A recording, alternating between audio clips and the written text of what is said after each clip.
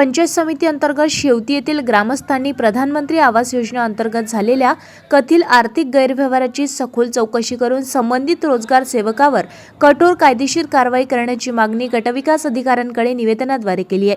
निवेदनानुसार प्रधानमंत्री आवास योजनेअंतर्गत मंजूर झालेल्या घरकुल लाभार्थ्यांना रोजगार हमी योजनेतील 10 दिवसांच्या मजुरीची रक्कम त्यांच्या खात्यात जमा होणे अपेक्षित असताना ती रक्कम लाभार्थ्यांच्या खात्याऐवजी रोजगार सेवकाच्या हितसंबंधित व्यक्तीच्या खात्यात जमा करण्यात आल्याचा गंभीर आरोप करण्यात आलाय।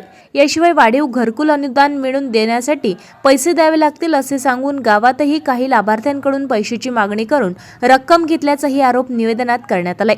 त्यामुळे अनेक पात्र लाभार्थी योजनेच्या प्रत्यक्ष लाभापासून वंचित राहत असल्याचे ग्रामस्थांचे म्हणणे आहे। या संपूर्ण प्रकरणाची निष्पक्ष व सखोल चौकशी करून दोषी आढळल्यास संबंधित रोजगार सेवकाला पदावरून बडतर्फ करण्यात यावे तसेच त्याच्यावर कायदेशीर कारवाई करण्यात यावी अशी मागणी ग्रामस्थांनी गटविकास अधिकाऱ्यांकडे केली आहे। दरम्यान या आरोपींबाबत संबंधित रोजगार सेवक किंवा प्रशासनाची अधिकृत प्रक्रिया अद्याप प्राप्त झालेली नाही। चौकशीअंती वस्तुस्थिती स्पष्ट होणार असून प्रशासन या प्रकरणात कोणती भूमिका घेते याकडे सर्वांचे लक्ष लागले। हे लक्षात घ्या, शेतकऱ्यांचं शुद्ध बियाणं हे स्वप्न असते आणि हे बोगस बियाणं शेतकऱ्याचं मरण असते। या भूमिकेमध्ये आता आमच्या अमरावती जिल्ह्याचा संबंध महाराष्ट्राचा शेतकरी आता या अवस्था वाईट झाली आहे आणि अमरावती जिल्ह्यामध्ये कमीत कमी आजच्या घडीला जी 60 ते 70% पेरणी झाली, त्यामध्ये जे सोयाबीनची पेरणी झाली 100% त्या सोयाबीनमध्ये जवळपास 50% सोयाबीनचं बियाणं वेगळ्या कंपनीचं, हुतुतू असो, बाफना असो, ग्रीन गोल्ड असो, दप्तरी असो, कित्येक बियाणं पूर्णपणे बोगस निघालं। शेतकऱ्यांची 10-10, 15-15, 20 एकराची मोड आली आहे। पण जो माणूस शेतकरी पूर्ण वर्षभराचं स्वप्न पाहते, आज त्यांच्या डोळ्यासमोर पूर्ण अंधारी आली आहे आणि मरण समोर पाहता येतो। अशा अवस्थेमध्ये शेतकऱ्यांना जगावं का मरावं अशी परिस्थिती या बोगस सोयाबीन कंपन्याने केली आणि त्यांना मदत करणारे साठेलोट करणारे अधिकारी हे पण त्याला तेवढे जबाबदार आहे।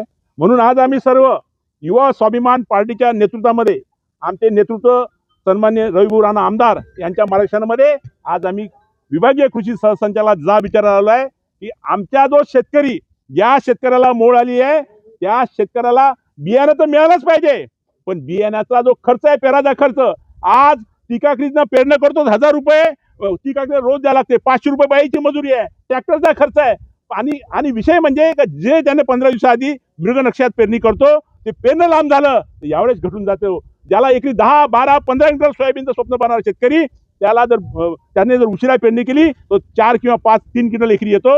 अशा अवस्थेमध्ये शेतकऱ्यांना काय करावं हा जा विचारायला आम्ही आज युवा स्वाभिमान पार्टीच्या वतीनं सर्व सोयाबीन उत्पादक शेतकऱ्यांचं निवेदन घ्यायला आम्ही आलेलो आहोत। जर या अधिकाऱ्यांनी जर आमचं म्हणणं जर ऐकलं तर ठीक, जर नाही ऐकलं तर आम्ही सर्व शेतकरी अमरावती जिल्ह्यातले कायदा हातात घेऊ, पोलीस केसेस झाला तरी चालेल। शेवटी कसं आहे, मरणं तसं नंतरही मरणं आहे, पण जर आमच्या शेतकरी हिताचे जर आंदोलन करून गेलं तर आम्हाला त्याची काही पर्वा नाही। म्हणून आज आम्ही स्वाभिमानाने युवा स्वाभिमान पार्टीच्या वतीने आज या अधिकाऱ्यांना जा विचार आलो आहे की शेतकऱ्यांना नुकसान भरपाई मिळालीच पाहिजे, बियाण्याचा खर्च मिळालाच पाहिजे, पेरणीचा खर्च मिळालाच पाहिजे आणि 3 पट खर्च, म्हणजे एकरी जर 10 क्विंटल सोयाबीन होत असेल तर त्याला एकरी 10 क्विंटलचे पैसे त्या शेतकऱ्या दारापर्यंत पोहोचले पाहिजे, ही आमची मुख्य मागणी आहे। बापना आणि बूस्टर कंपनीचं मागच्या वर्षी बियाणं बोगस निघालं होतं, सरकारचं यावर अंकुश नाही या कंपन्यांवर?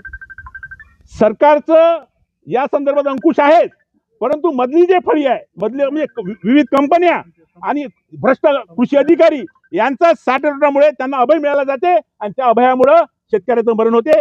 आमची एवढीच मागणी आहे सरकारकडे, सन्माननीय मुख्यमंत्री महोदयाकडे की तुम्ही या कृषीप्रधान महाराष्ट्रामध्ये जर शेतकरी जगवायचा जर असेल तर तुम्ही ताकदीने महाराष्ट्रातल्या, अमरावतीच नव्हे संपूर्ण महाराष्ट्रातल्या सोयाबीन उत्पादक शेतकऱ्यांना दिलासा दिला पाहिजे। तर अधिवेशन सुरू आहे आता आणि अधिवेशना काळामध्ये सरसकट या मोड आलेल्या शेतकरी सोयाबीन उत्पादक शेतकऱ्यांना मदत केली पाहिजे, ही आमची मुख्य मागणी सन्माननीय मुख्यमंत्री महोदया।